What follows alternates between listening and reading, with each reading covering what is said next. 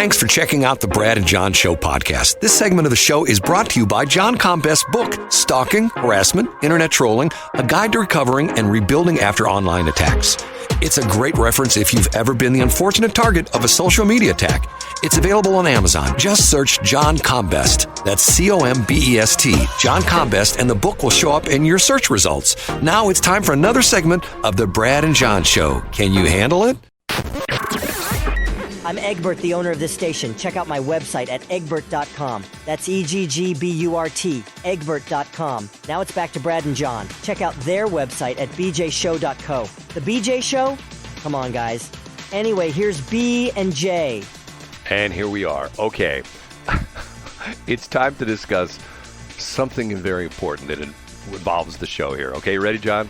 Oh, I'm ready. I like when we have our staff memos delivered to me on the air. I'm ready. Okay. Last week, I debuted my Bill Eigel tribute, okay? Yeah, and it's a banger. It went on the internet as of Friday morning. We played it on Friday morning on the show. And over the weekend, do you want to tell the story, John? Oh, yeah. Just without going into excruciating detail, as I understand it, Senator Eigel loves the song, loves your song, Brad. And by the way, I was very clear when I chatted with him and chatted with his team that you get all the credit for this, Brad. I had nothing to do with it, and you get 100. Like it's a brainchild of Brad Hildebrand. So we were kidding about the fact that I called John on Saturday morning and he threw me to voicemail because he was teaching people to hit the cutoff man.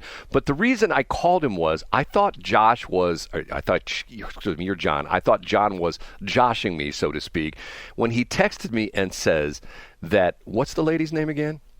Do you remember her name? Yeah, Sophie Shore. And we don't need to go in. Like, I don't like to out people who I have conversations with generally, but the Eigel campaign heard the song and we chatted about it. And I thought he'd hate it because Bill Eigel hates me, but he does not. Brad, come on. Well, he threw me out of his campaign fundraiser, but that's a whole other story. He did not. No, he did not. Yeah, one of his workers did, and then I get investigated by the Highway Patrol, but that's a whole other story.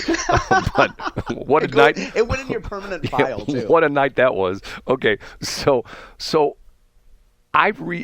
he contacted me over the weekend. Bill did. I'm sure he did. And essentially said, and told me he loved the song, and he wanted to know if we would have him on the air. So John and I have sort of come to the point where I'm the reactionary kind of guy. If someone says, hey, let's go drive down the highway and throw White Castles out the window at police cars, I'll go, well, let's go. Yeah, let's do it. I'm one of those guys. And also screw those police dispatchers, because the hell with them. Right. I'm to the point where I engage mouth first and brain second sometimes, okay? Oh, Brad, easy. Go ahead. Right. Okay, so I texted John, and I said, John...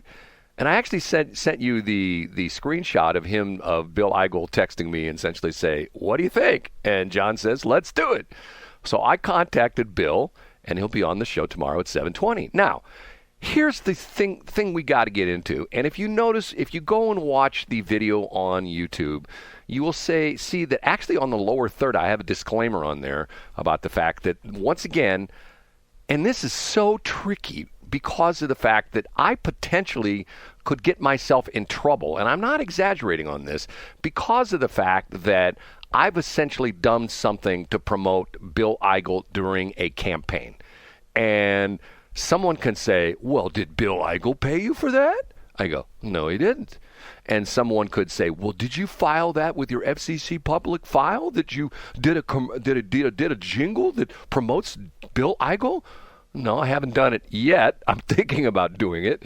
And the next point is that since we're going to have him on the air tomorrow morning, that means that if the campaign for Mike Kehoe and also the campaign for Jay Ashcroft would hear Bill Eigel on tomorrow, and let's say they started their stopwatches and we gave them 6.2 minutes worth of time, they would call up and want 6.2 minutes worth of time. Now, we can do a preemptive on that by essentially saying, and John's the guy that knows these people, he knows all the campaign, we can reach out to them. Now, what we've sort of decided is that Mike Carter wanted to come on the air, right? He contacted you or somebody. Who was it? Right. Yeah, he left a comment on our YouTube page, right, which folks can go to at BJ Show .co on YouTube. Right. And the problem there is you've got, what, 26 people going for Secretary of State? 304. Right, 304.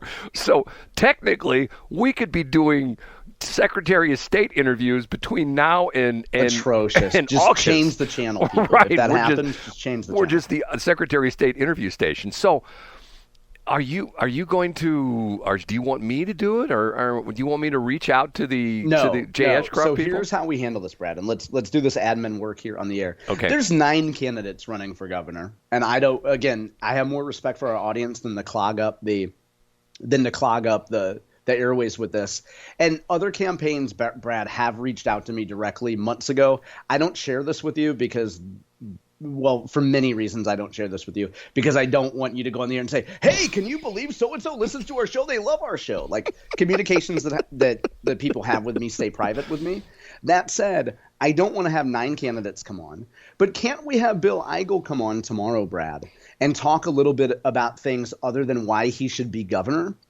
And then that way, if you're some rube from Potosi that pretends that they're running for governor, you can't clog up a segment of our show in July by saying that we gave Bill Eigel 15 minutes in April. You see what I'm saying? Yeah, but the interesting thing from my point is if you do the opposite, if you take the proactive stance, and I've done this before, I've called the other candidates and say, hey, I had so-and-so on, just want you to know. And I got it. And I get what you're saying. But, Brad, I'm not reaching out to some guy in, it looks like, Washburn, Missouri, and Maryland Heights. I'm not reaching out to these people to doing it. And if I send a text to Jay's people and say, hey, can Jay come on Wednesday? Then I got to do it for Kehoe, and I got to do it for these other people, and I don't want 9 also. I get what you're saying, Brad, of being proactive, and I think we can. I don't think folks care too much about the admin aspect of all this, but look, I think it'd be cool to have Bill on. We've had him on before to chat, and I think we can chat about things that don't have to do with why he wants to be Missouri's next governor. In full disclosure, and I've said this before, I knew Bill Eigel because before he was a politician. Bill Eigel was one of my clients. Him and his wife ran a company and he had a very didn't he buy St. Louis Skylights and then he sold it? Yeah, I think he bought it. I can ask him that again. He bought it. He ran it for several years. He was one of my advertisers and was a good advertiser and was quite honestly very easy to work with. Sometimes when you're in our industry, hold on a minute. Some clients let me put it to you this way. Some clients, if they fell into a vat of preparation H, they would disappear. Okay, I'll just leave it at that, okay? So they wouldn't be around anymore. Okay, so Bill was just the opposite. Bill was always very good to work with, and matter of fact, when he sold the business, it was sort of sad because new owners go, we don't do any radio. Okay, so Bill Eigel goes into politics. And I have respect for the guy because he told the story before when we had him on the air. He was like a very important Air Force dude. And I can't remember if he met his wife in the Air Force. I think he did, yeah. And they are been married for quite some time. I think he served 8 years in the Air Force, and he was. I think so. And so, Brad, real quick, I'm sorry to interrupt, but real quick, if we do it, then can we set it where just like, so I know I'll get texts from Ashcroft's people. I know I'll get texts from Keogh's people. Can we just say that if other candidates, including the other handful of candidates, want to come on, that they can message you and then we'll throw away a segment and I'll sort my socks while you ask them questions. I can't ask them questions anyway. I got one better. Why don't I just do tribute songs for Ashcroft and Keogh? By the way, Brad, what we should ask them on this is a very important day today because it's campaign filing deadline. So tomorrow, Brad, I imagine at 7:20 we'll be the first people to have a conversation with Bill Eigel about how he did this quarter, about how his support compares to a Jay Ashcroft, a Mike Kehoe. If I were other candidates listening to this, I might think, hey, maybe we should listen to what Bill Eigel has to say. Tomorrow is the best time to have this conversation with Bill. Well, the downside, and let's be honest, the downside that Bill Eigel has against both Keogh and Ashcroft is known statewide because of the fact that Jay Ashcroft is the Secretary of State, Mike Keogh is Lieutenant Governor, and even before that, they had positions where they were pretty much, and obviously the situation that Ashcroft has, he has name recognition from his father, who, believe it or not, John Combest worked for at one point in time. That's true. I watched him do a wheelie across the TWA. I told you that story, right? Yeah, it's fantastic. Okay. Who would have thought? Yeah, that was everybody. That wasn't John. I won't tell that story again, but it was sort of funny. Okay, so we'll have Bill Eigel on tomorrow at 7:20, and we'll see what happens. And once again, I'll be honest up front and say, I'm not going to, hide my preference. I think Bill Eigel would make a hell of a governor. I mean, because of the fact that, because I'm one of these guys, I'm a disruptor kind of guy. I'm the kind of guy that... disruptor, Brad. I mean, everybody from your elementary school teachers on would say that. Well, because... You're known for disrupting. Because, see, that's the interesting thing. Going back to our first segment where we've got Blaine, what's his name? Who's a banker. Right, who's a banker. Well, we can't have this Marjorie Taylor Greene. She's upsetting things. Because, once again, I said this last week, and actually one of my listeners called me and said, wow, you're really ripping the Republicans. Okay, I'll tell you why I'm ripping the Republicans. They're a bunch of nerdy dudes and dudettes who and they're the nerds that nobody likes, and the Democrats are the cool people that everybody likes. Everybody likes Matt Damon. Everybody likes all the Hollywood stars who are all the Democrats, and everybody likes Taylor Swift, Olivia Rodrigo. Right? They're all the Democrats.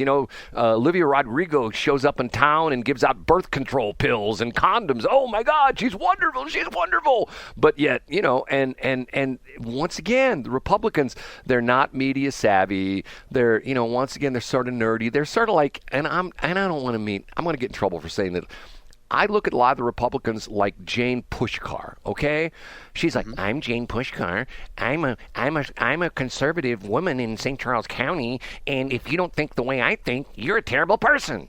And I'm not making fun of her. Well, maybe I am a little bit. But by the way, I thought you were going to say Jay Ashcroft. No. Yeah, I thought you were going to make fun of Jay. Let's be honest. Jay's sort of a nerdy dude, I mean, what we're doing here, though, Brad, is let's make our second Little League analogy of the show, or metaphor, I guess, which would be what I feel like you and I are doing is like we're umpires, and our kid, like the umpire didn't show up for a Little League game, so they have to have one of the dads do it.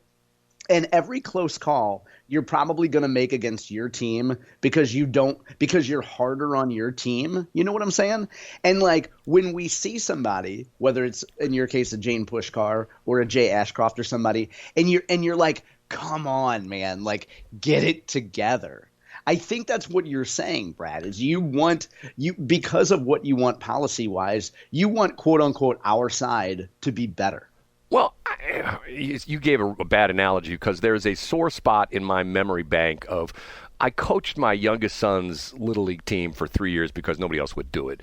And I remember the last year we did it, we had a couple kids quit the team and it was sort of sad. And we played a game where we didn't have enough kids to play the game and you forfeit. And I said to the other coach, Coach, and the thing that bothered me about this in the league we're in, where if the teams forfeited, the umpires could just leave and they get paid for the game. So I said to the one umpire, I said, no, we're going home. We're getting paid. So I said to the other coach, I said, okay, you guys won. Can we just have a practice game? Well, who's going to umpire? And nobody would volunteer. I go, I'll umpire. So I go out there and I'll call them the balls and strikes. I'm getting heckled by the other team's parents. I'm going like, and I looked over and I go, you guys already won. Shut up. I mean, like, I mean, like, come on. I mean, once again, how bad is that? But anyway.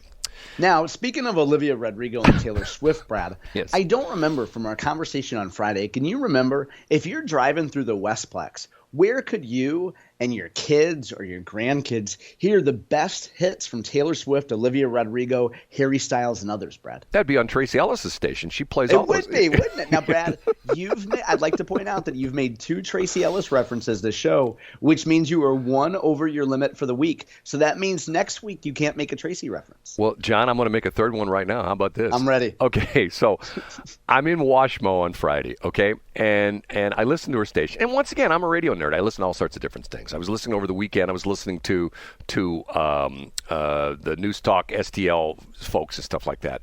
And so I'm listening to Tracy's station. And she's got a guy on the air there whose name is, I can't remember his name. Last name is Gotch. It's not Brian the Evis anymore. I think his name is Kevin or Keith Gotch, and he owns a company called Washington Dent Company, okay? He does PDR stuff. So I thought to myself, I'm just going to go in and talk to the guy. I walked in there. He's eating his lunch, okay? He's got stickers all over his waiting area. We support, Real Talk 93.3. Nice. I like it. And I said to him, I guess I probably don't have a chance with you advertising my station. So first off, he fires off a thing. Well, one of the other people on Tracy's station advertised with you, and it sucked. So he told me who it was, and I went back and looked. The guy hasn't been on the air with us since 2016, and even when he was on the air, he ran a very, very, very, very light schedule, not too many commercials. And once again, in our business, it comes down, if you run one commercial a day, you're not going to get very much bang for your buck. There's a thing they call frequency, which is not like 104.5 or 93.3, but the idea with frequency is the average listener is going to hear your commercial, and the ideal number is 3 times. It's a mathematical formulation as to what they call TSL, and I won't get into all the crap like that. So I said to him, I said, you know what? I'm a conservative talk station too, and we've got some really good programming, and I'm not trying to say you shouldn't be on Tracy's station, but I think you should give us a shot. And he goes, well, I can tell you right now, you have less than 50% chance of that. I said, okay, whatever. And I did a couple jingles for him, and which he loved the jingles. I played the jingles for him, but of course he's going to do advertising. Now, then he goes on to tell me that he bought his house through Tracy. So I'm thinking to myself, John, you and I need to get our real estate licenses so we can do that as well too. So we can do a Saturday morning show. It can be Brad and John selling real estate. Hey, we've got this beautiful house. It's in Floridale Hills, and it's only got 32 gunshot wounds, or gun bullet holes through the windows, and we can do that kind of stuff as well too. I'm making fun of Floridale. Well, you sell digital real estate though, Brad, because if people buy ads on Westplex 107.1. That's right. You have a number of Facebook properties. You have banner ads and such. We do. So that's my third. There we go, and that means that we're covered until June now, Brad. Right. Okay. Third thing, I saw this over the weekend, and I thought to myself, okay, this is what is happening to education. Okay, the story is the governor of Texas, Texas University, has essentially fired their DEI staff, their entire staff. Oh no, right. Brad, they were so constructive. They had such a high output. Go ahead. University of Texas at Austin, and the article start. The first paragraph is University of Texas at Austin is taking heat for moving its diversity, equity, and inclusion offices. Now, guess how many people were in the DEI office? Okay, 8. 60. Holy cow. 60? Well, it's a lot of diversity. I'm going like, okay, hold on a minute now. A university has 60 people dedicated to DEI? Now, I can't believe I'm saying this. In their defense, UTAustin is huge and also very progressive, Brad. So imagine the pressure once you start a group like that. Do you think the DEI group, and you've made this point before about the size of government, Brad, if you're an educrat in higher education and you're in charge of DEI and you get up to 20 employees, do you ever give a report to the board of curators that says, okay, we've had enough. We're doing our job. We're doing a great job. No, we have fundamental needs in the area of transgenderism. Of course you're going to move to 60 people, Brad. I was stunned when I saw that. I thought to myself, okay, now here's the ultimate thing. Okay, the purpose of a university education is, and John, you have one, I have two. What would you say the fundamental purpose of a university education is? And 30 years ago, to be able to go get a job. Right. And not today, not so much anymore. To learn how to give hugs, right? Okay, and not offend anyone. Now, here's the interesting part of it is, I'm thinking to myself, what is 60 people doing in a department to essentially advance the educational and ultimately the career paths of the students? And I say, I would be willing to bet that those 60 people did little or nothing to help those people progress in their lives as far as, educated individuals going out in the workplace. Obviously, some of those people are going to end up in government. They're going to end up in positions of authority. They're going to be, running companies. They're going to be, making an imprint on the world. I don't understand this whole. I mean, when I saw this, I thought 60 DEI people, and the criticism they're getting is like unbelievable. And now here's an interesting thing. You mean the criticism for cutting the jobs? Oh my God! And here's a quote. Let me think. This is Mulvey. Who is this person? Mulvey said, it keeps referring to. I'm trying to find out who this person is. Okay, her name is Irene Mulvey. She's president of the American Association of University Professors. Okay, so she's like advocating for professors, okay? She said, quote, "They help all sorts of students. That's what these services do. And by firing the people who supply these services, the only result, it's going to be harder. It's going to be more difficult for students these services were set up to help." Now, my question is, when you graduated from your esteemed university, Washington University, was your career path hindered by the fact there was no DEI person back then? Absolutely not. And I'm thinking the same thing.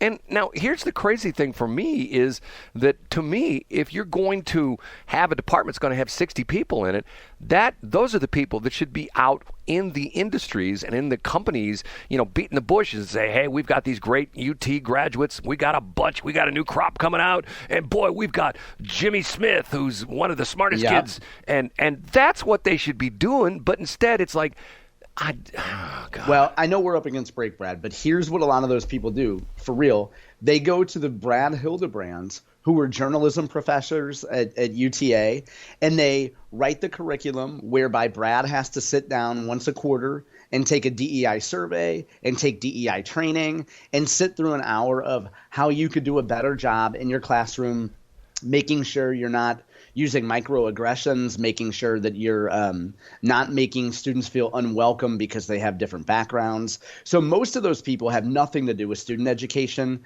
and they exist solely to perpetuate their own department. You get what I'm saying? Like, a lot of those people are probably just to fix, not trying to be funny here, but to fix the Brad Hildebrands that are in academia and say, well, we have a lot of old white men that we need to retrain about how to be better DEI advocates. Well, it's sort of like sometimes I mix different things, and I always think of my example of DEI as if you compare it to sports. If all of a sudden Bill DeWitt, number 4, whatever he is, decided, you know what's wrong with the Cardinals? We don't have enough DEI. So he decided that instead of hiring the best pitcher they can get or pay him $14 million, they're going to go out and hire a Chinese guy who's going to be the pitcher, and they're going to make sure they hire an Indonesian person to play first base and a transgender person to play second base. And let's for a minute think how competitive that Cardinals team would be if it run by DEI. They would be in last place forever, right? But we know that the curveball is an ancient Chinese secret. John. Ancient Chinese secret. Thanks for checking out the Brad and John Show podcast. This segment of the show is brought to you by John Combest's book, Stalking, Harassment, Internet Trolling, A Guide to Recovering and Rebuilding After Online Attacks. It's a great reference if you've ever been the unfortunate target of a social media attack. It's available on Amazon. Just search John Combest. That's Combest, John Combest, and the book will show up in your search results. Now it's time for another segment of the Brad and John Show. Can you handle it?